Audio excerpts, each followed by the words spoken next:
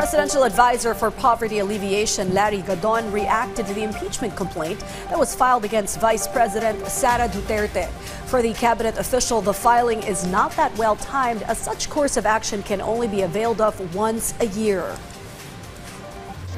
A complaint has been filed by a civil society organization before the House of Representatives.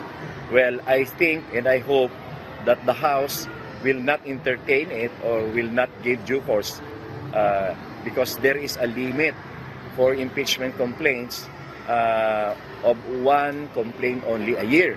And if that complaint will be given due course, the House cannot be expected to finish the hearing for the impeachment because there's no time.